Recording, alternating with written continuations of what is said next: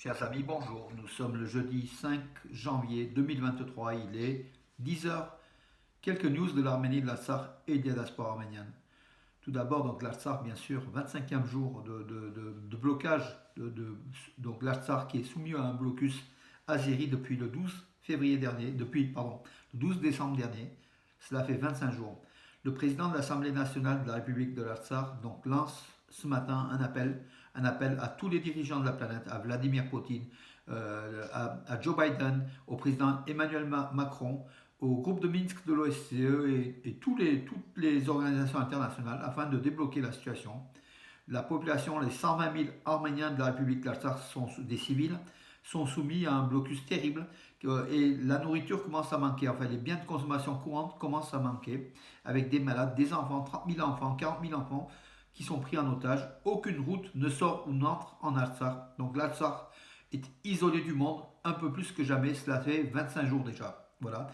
Sans que le monde puisse raisonner donc le Bakou, ni Moscou, ni Paris, ni Washington. Voilà, donc aussi la situation est aujourd'hui dramatique. Ruben Vartanian, le ministre d'État de la République de l'Artsakh, a dit que les négociations avançaient pas. Il ne faut pas stigmatiser les forces russes de paix, c'est ce que peut-être cherche l'Azerbaïdjan pour les faire partir. Par contre, il n'y a pas beaucoup de solutions puisque la situation est un blocage, donc constat d'un blocage dans les négociations. Il affirme peut-être que la voie aérienne serait aujourd'hui l'une des plus, comment dirais-je, il faut envisager donc le transfert aérien. Donc le seul truc, c'est que donc l'élément, c'est que les appareils peuvent être à tout moment bombardés par les Algériens, même les appareils civils. Hein, voilà. Donc la situation est quand même assez dramatique, une nouvelle fois. De jour en jour, de toute façon, on s'enfonce dans le drame et la crise humanitaire, l'épuration ethnique guette, un génocide guette, tout est réuni pour que ce début d'année 2023 puisse être catastrophique pour les Arméniens, nos amis, nos frères, donc les Arméniens, nos frères et sœurs de l'Artsakh puissent connaître un sort dramatique. Donc encore une fois un appel, bien sûr le CCAF a appelé à une manifestation le 10 janvier, donc ça sera la semaine prochaine. Mais bon, aujourd'hui c'est l'urgence plus que jamais, une urgence absolue de cette population qui manque beaucoup de choses, qui commence à manquer, qui lutte bien sûr, mais on ne peut pas lutter seul face à des millions d'ennemis qui sont autour et dont une Russie qui ne bouge pas, une Turquie qui attise le feu avec Erdogan, le couple maléfique Erdogan-Aliyev. Voilà donc la situation.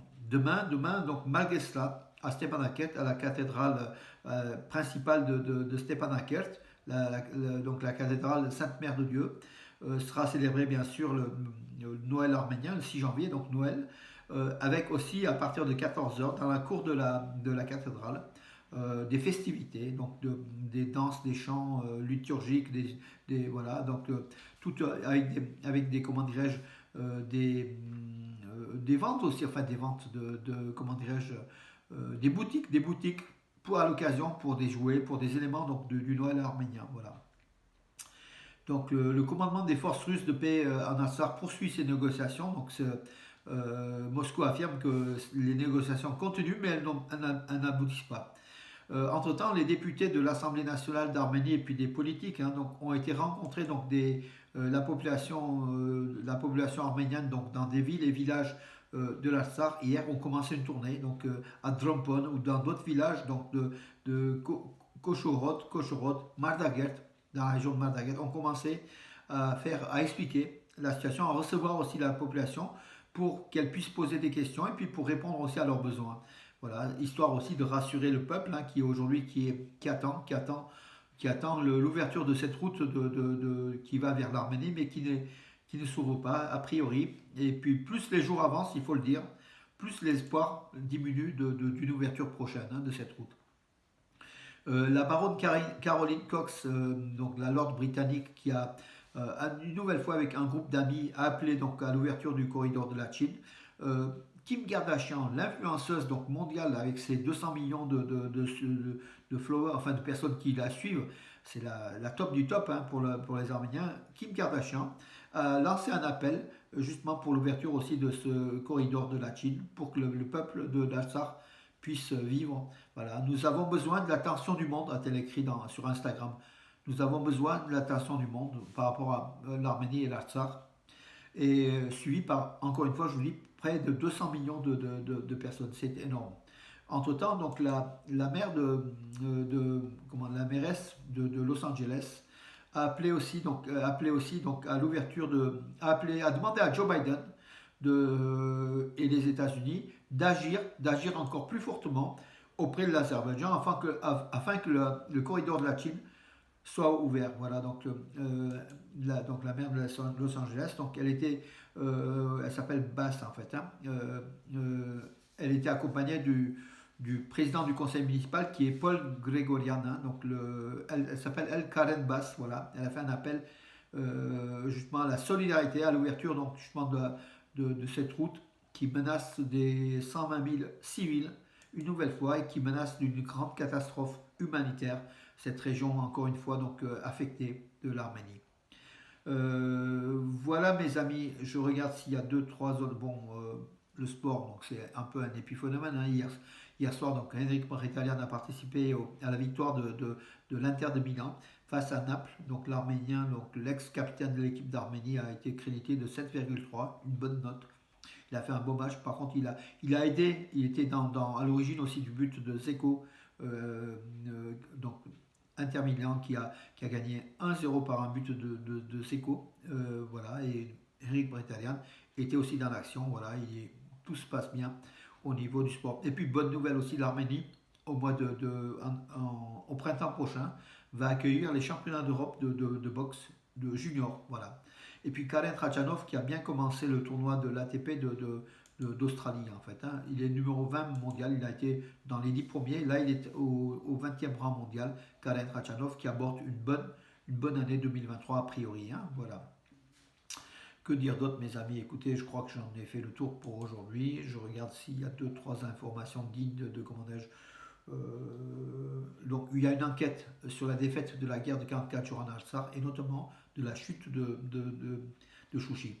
Voilà, une enquête qui est menée en Arménie par justement des procureurs qui sont là pour. Il y a eu sans doute des trahisons, hein. On n'aurait pas perdu l'Artsakh, donc c'est la chute de Chouchi qui était déterminante, hein, qui a amené aux négociations du 9 novembre donc, 2020. Et Chouchi est tombé, donc du coup l'Artsakh était elle était à deux doigts d'être envahie complètement. Donc elle a signé donc avec Nicole Pachinian, le premier ministre arménien, Poutine et Aliyev, cet accord du 9 novembre 2020 qui ne sont pas respectés comme on le voit, hein. Donc comme le corridor de la Chine faisait partie des accords du 9 novembre 2020. Son ouverture devait être, sécurisée par les Russes, par les forces de paix russes. Ce n'est plus le cas, donc les Russes sont débordés, n'arrivent pas à faire face à cette ouverture en fait, hein. Ils n'arrivent pas tout simplement, ou ils ne veulent pas. Donc on ne sait pas si c'est un accord Moscou-Bakou ou c'est autre chose. Voilà. Ce matin, aux obsèques du pape, donc de Benoît XVI, donc il y a des représentants de l'Église arménienne. Il y a 3 représentants de l'Église arménienne délégués par le Saint-Siège d'Echmiadzin. Voilà, l'archevêque Rajak Barsamian, le chef du diocèse de Tabouche, Bakrat Galastian, qui est très connu, hein, et le délégué donc le patriarcal d'Europe centrale et de Suède, donc l'évêque d'Iran Bedrosian, donc 3 religieux qui représentent Saint Echmiadzin, l'église arménienne, apostolique arménienne, aux obsèques du pape Benoît XVI. Et demain, bien sûr, toutes les églises arméniennes fêteront la nativité, le Noël arménien, voilà, qui est le 6 janvier. Voilà mes amis pour aujourd'hui, je vous donne rendez-vous à demain en espérant de bonnes nouvelles, mais c'est vrai que l'année commence triste pour le sort des Arméniens de l'Artsakh. Bonne journée et à demain mes amis.